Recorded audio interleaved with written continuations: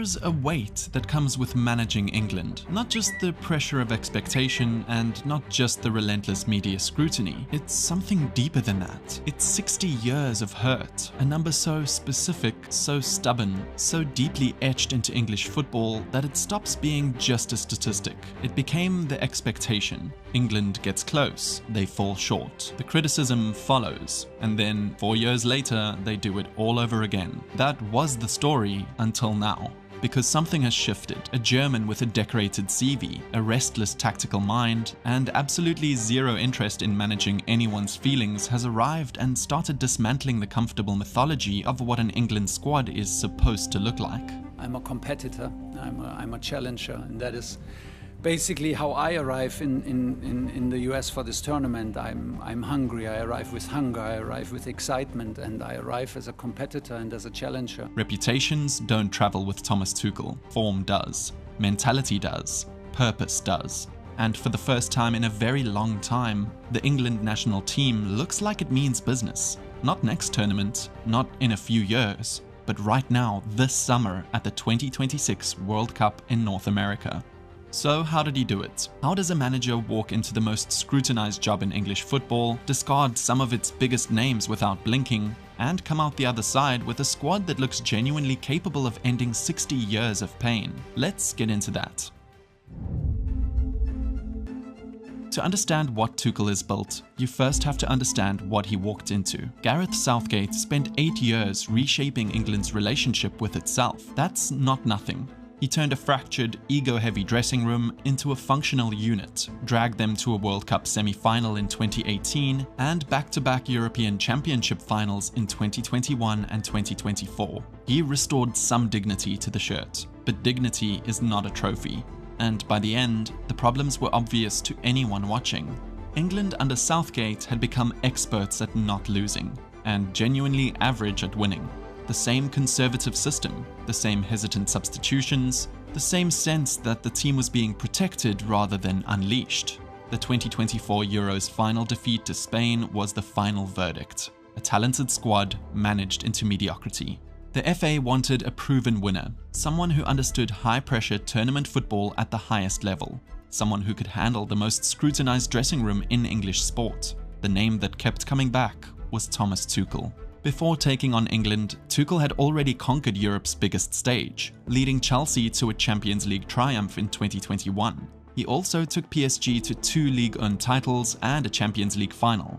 After Chelsea, he steered Bayern Munich to the Bundesliga title in 2022-23, and he had managed in England. He knew the players. He had actually worked with Harry Kane at Bayern, where the striker scored 44 goals in 45 games under him. He understood the job from the inside. In October 2024, the FA announced his appointment. He officially took charge on January 1st, 2025, the third foreign manager in England's history, after Sven-Göran Eriksson and Fabio Capello. His contract was specifically built around one target, the 2026 World Cup. And in February 2026, with qualification already secured, the FA extended it through to Euro 2028, a sign of how far the relationship had come in just over a year. England were drawn in Group K for World Cup qualification. Serbia, Albania, Latvia and Andorra. On paper, the most comfortable group they could have asked for. For Tuchel, it was the perfect chance to build his team. The first 2 competitive matches under Tuchel, Albania at Wembley on March 21st, a controlled 2-0 win, with debutant Miles Lewis-Skelly opening the scoring and Harry Kane sealing it. 3 days later, Latvia at Wembley, 3-0, disciplined, efficient. Reece James, there it is. It's absolute top class from Reece James. 2 wins, 2 clean sheets. Tuchel was not satisfied. The system was still finding its shape, and he made that clear publicly and in training. But the foundation was there. A team that was hard to break, organized in transition, and with Kane reliably delivering at the top of it. June brought England's first away qualifier, a 1-0 win in Andorra. The 3 points were expected. The narrow scoreline wasn't. Against one of the weakest sides in European football, England got the job done, but the performance lacked the sharpness and control Tuchel was looking for. 3 days later, a friendly against Senegal produced England's only defeat under Tuchel, a 1-3 loss. Tuchel rotated heavily and used the game as a test environment. But the result added pressure to a manager still finding his first 11. Some questioned whether the team was really moving in the right direction. The answers came in September. The statement result of the entire campaign arrived in Belgrade. England went to Serbia, a side with genuine European quality, who had been the most challenging opponent in the group on paper, and destroyed them 5-0. Thinks they're getting better at it. They're certainly getting better as this game goes on, and Madueke is steaming through. It's Madueke for England. He has his first England goal. England have a 2-0 lead, and they weren't ruthless enough at the weekend, no doubt. 5 goals and a clean sheet. It was the kind of result that changes the narrative around a team. Nobody questioned the direction after Belgrade. Tuchel had taken a group of players and built something genuinely aggressive and organized, capable of turning up in a hostile away environment and performing like that. 4 days later, Andorra were beaten 2-0 at Wembley to keep the perfect home record running. A friendly against Wales in October produced a comfortable 3-0 win. Useful preparation and another opportunity to integrate new players while testing different combinations. Then, Latvia away on October 14th. England won 5-0 again. Excellent challenge. Rashford made the run forward. Eze is the target now. Kane joining inside the box. It's Eberici Eze. It's 5. Crucially, this result also confirmed qualification. 6 wins, 6 clean sheets, 18 points. We are there in summer. We are there, brilliant. My childhood dream to go to World Cup. I cannot be more proud to go with you guys. We will rock this thing in America next year. Okay, let's go. England were going to the World Cup with 2 matches to spare. The final 2 qualifying fixtures were a formality that Tuchel used to sharpen the team. Serbia at Wembley, 2-0. Bukayo Saka's cushioned volley in the first half, followed by Eberici Eze off the bench to finish it. Then Albania away, 2-0 again, with Kane scoring twice, and in doing so surpassed Pele's international goal tally, reaching 78 goals for England. Through 8 matches, England were flawless. 8 wins, 22 goals, and a defense that refused to concede even once. England became the first European nation in history to qualify with a perfect record across more than 6 qualifying matches without conceding a single goal. Not just the first in their group, the first across the entire UEFA qualifying process. It was a record that needed putting in its proper context. This is not something any England team had ever come close to before. The World Cup squad was announced on May 22, 2026, and it was the most debated England selection in years. Tuchel personally called around 50 players in the days before the announcement to inform them whether or not they had made the squad. The headlines wrote themselves immediately. Phil Foden was out, Cole Palmer was out, Trent Alexander-Arnold was out, Harry Maguire was out, Luke Shaw was out, Morgan Gibbs-White was out. These were not fringe players. These were players who had been considered central to England's plans for the previous 2 to 3 years. Names that had been automatic inclusions for Southgate and had been part of the Euro 2024 final squad. Tuchel's reasoning was systematic and rooted entirely in what he had seen across 18 months of camps and matches. Foden had struggled to translate his training performances into match impact, and had endured 2 difficult seasons relative to his 2023-24 peak when he was PFA Players Player of the Year. Palmer had similarly dropped in form at club level across 25-26, reportedly playing at less than full fitness across large stretches of the season. Alexander-Arnold's positional evolution at Real Madrid had made defining his role in an England system increasingly complicated. Maguire, at 33, lost out to younger options Tuchel had built his defensive plans around. The omissions were not impulsive. Tuchel had made his message clear from day one. Reputation wouldn't guarantee a place. Form would. And every selection had to serve the system. Then there were the inclusions that raised equally strong reactions. Just 2 years earlier, Jordan Henderson had been left out of Southgate's Euro 2024 squad. At 34, now with Brentford, he's heading to a 4th World Cup instead. Ivan Toney and Al Ahly in the Saudi Pro League, back in an England squad for the first time in over a year. Jarrell Quansah, with just 1 cap, preferred to the experienced Maguire. And 9 players at the tournament who had never appeared at a senior World Cup before.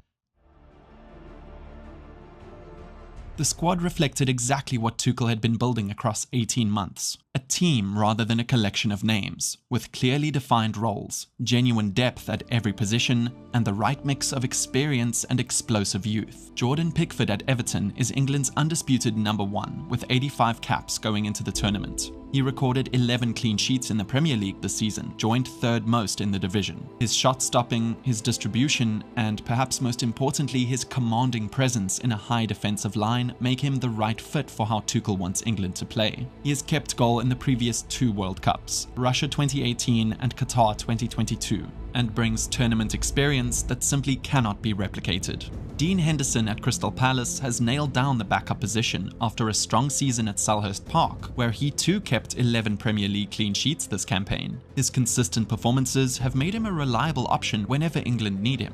James Trafford, the third choice for Manchester City, has made 34 appearances across all competitions this term, including a start in the FA Cup final, cementing his status as the right third choice goalkeeper for this group. The backline is where Tuchel's rebuild has been most methodical. Reece James at Chelsea is the first choice right back when fit, and Tuchel's relationship with him from their time together at Stamford Bridge means the manager knows exactly what he offers: the ability to invert into midfield in possession and function as a de facto third midfielder during England's build-up phases, as well as the defensive intensity to recover when transitions happen quickly.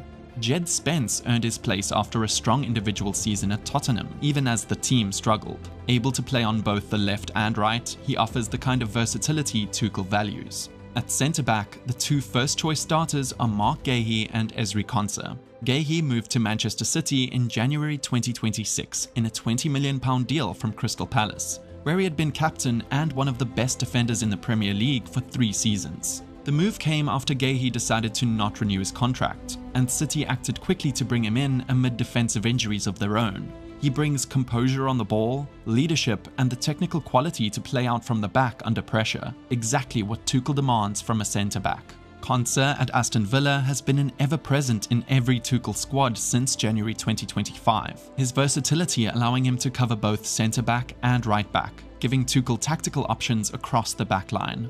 He has 18 caps heading into the tournament. John Stones, leaving Manchester City as a free agent at the end of this season, brings 90 caps and deep tournament experience. Injuries complicated his campaign at the Etihad, but Tuchel backed experience and quality in possession over fitness certainty. It's a calculated risk on a player who, at his best, makes the team just play better. Jarell Quansah at Bayer Leverkusen was the selection that most surprised the football public. 1 England cap, and yet preferred over a player of Maguire's experience. Tuchel looked at Quansah's ability on the ball, his pace, his potential, and decided that this was the profile he trusted over a more established but older option. Dan Burn of Newcastle United, 6'7", is in for his physical presence, his aerial dominance, and his ability to play as a left-sided centre-back. A very different profile that adds real variety to the defensive group.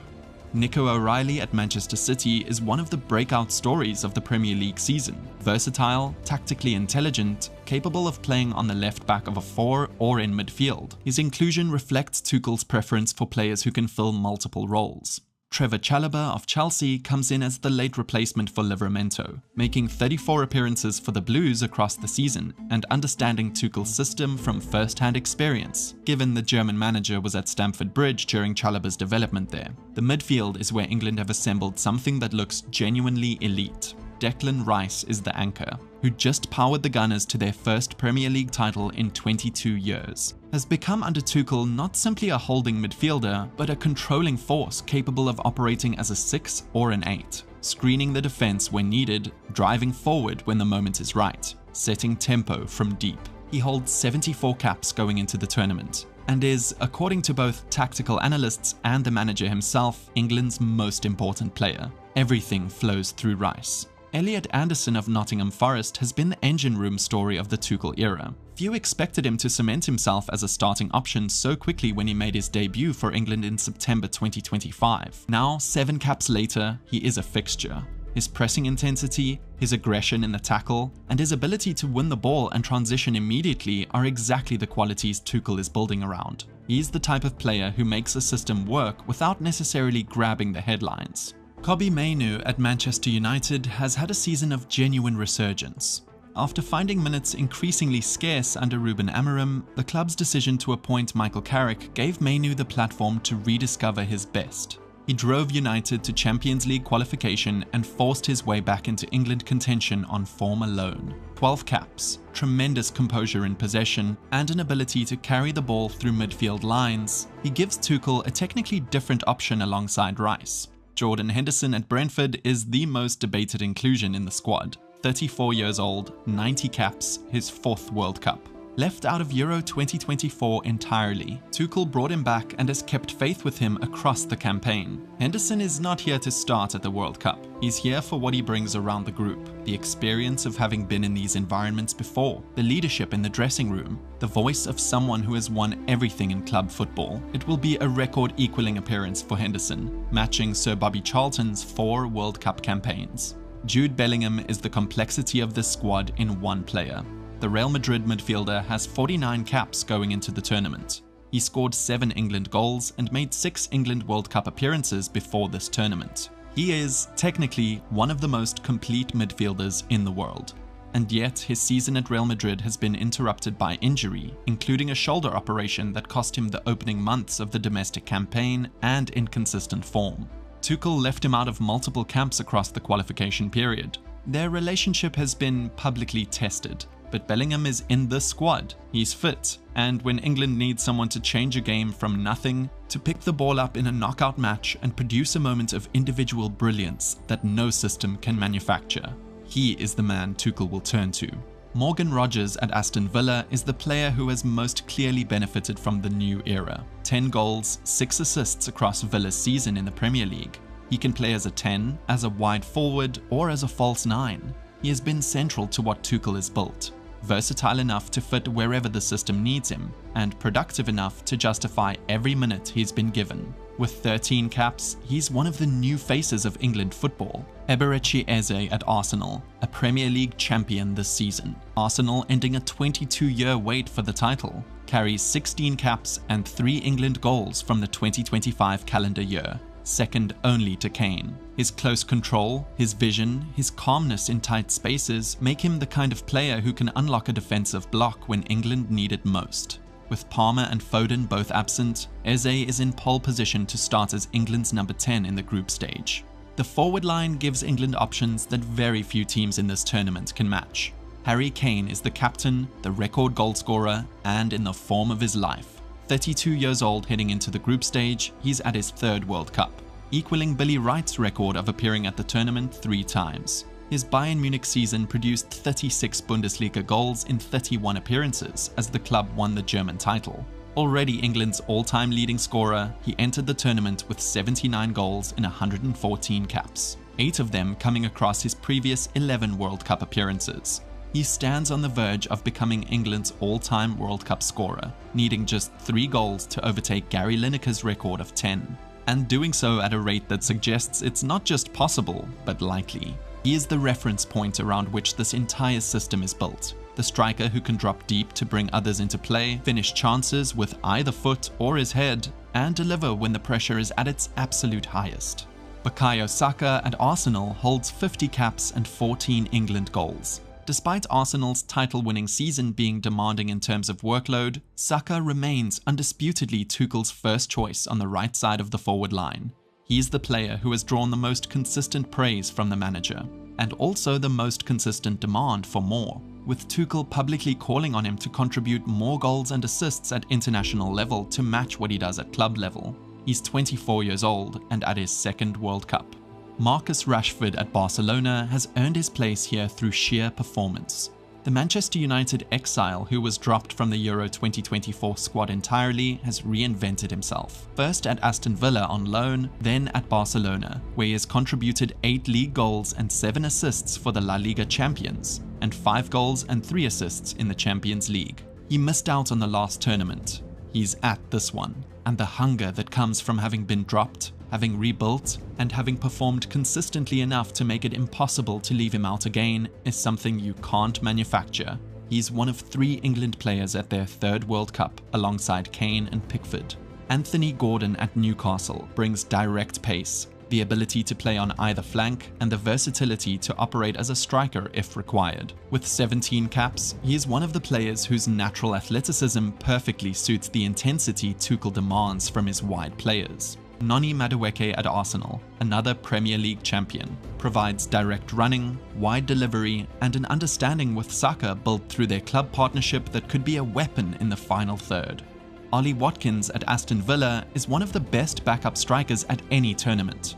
He scored the iconic late winner against the Netherlands in the Euro 2024 semi-final. His pressing quality, his movement, and his finishing make him a constant threat when he comes on. Then there is Ivan Toney. Now at Al Ahly in the Saudi Pro League, with fewer than 10 minutes of competitive football under Tuchel heading into this tournament, Toney is the squad's most surprising inclusion. But Tuchel sees him as a different kind of threat. Aerial dominance, physical presence, the ability to bully defenders in the final quarter of an hour of a knockout game when the opposing backline is tiring and needs a different problem to solve. He is a genuine wildcard in the best possible sense. Tuchel has settled on a 4-2-3-1 as his primary structure across the qualification campaign, with the flexibility to shift into a 4-3-3 when the game demands. The principles remain consistent regardless of formation. Press high and aggressively, win the ball back quickly, transition with directness. The double pivot of Rice and Anderson, or Rice and Mainu depending on the opponent, sits in the front of a back four that is compact and disciplined. Reece James on the right inverts into midfield position, giving England a numerical advantage in the middle of the park and allowing Rice to push slightly higher. The number 10 role, currently contested between Eze, Rodgers and Bellingham, operates in the space between the opponent's midfield and their defensive line. The wide forwards are specialists, Saka on the right, Gordon or Rashford on the left, both carrying genuine pace and the willingness to press defensively as well as threaten in attack. The bomb squad concept has become one of the defining features of Tuchel's England. Bellingham, Eze, Watkins, Toney, Rashford, Gordon. Players capable of coming on from the bench in the 60th or 70th minute and changing the nature of a game completely. At his best, Tuchel manages the squad as two overlapping units. One that sets the structure and the platform, one that changes the environment and breaks open games that the first group has controlled. England's toughest group game on paper became their most emphatic statement in years. Croatia, the side that knocked them out in 2018, never stood a chance by the end. Madueke won a penalty inside 12 minutes. Kane converted. Croatia leveled through Baturina on 36. Kane headed England back in front from a Rice corner on 42. Musa equalized right on half-time. 2-2 at the break. Scrappy, nervy, exactly what nobody wanted. Then the second half happened. Needing a response, Bellingham delivered one almost instantly, scoring a solo goal 2 minutes after the restart to make it 3-2. From that point, there was only one winner. Rashford came off the bench late on, received the ball from Saka, and rolled it into the net to make it 4. Final score, England 4, Croatia 2. The squad working in a World Cup game for the first time. The 60 years are not over, but they've never felt closer to ending. In just 18 months, Thomas Tuchel has reshaped England into something they haven't looked like for a long time. A complete football team. Not just a collection of world-class names, but a squad built around balance, structure, and clear ideas. Every player understands their role. Every position has genuine competition. And every selection has been made with one goal in mind, giving England the best possible chance of winning. Whether those decisions prove right will only be decided on football's biggest stage, because no qualifying campaign, no tactical innovation, and no perfect squad announcement means anything unless it ends with a trophy. For 60 years, England has arrived at major tournaments carrying the weight of what came before. This time, they arrive with something different. A squad built on conviction instead of reputation, a manager willing to make difficult decisions, and perhaps, for the first time in a long time, a team that feels prepared for whatever the World Cup demands. Now comes the only test that matters.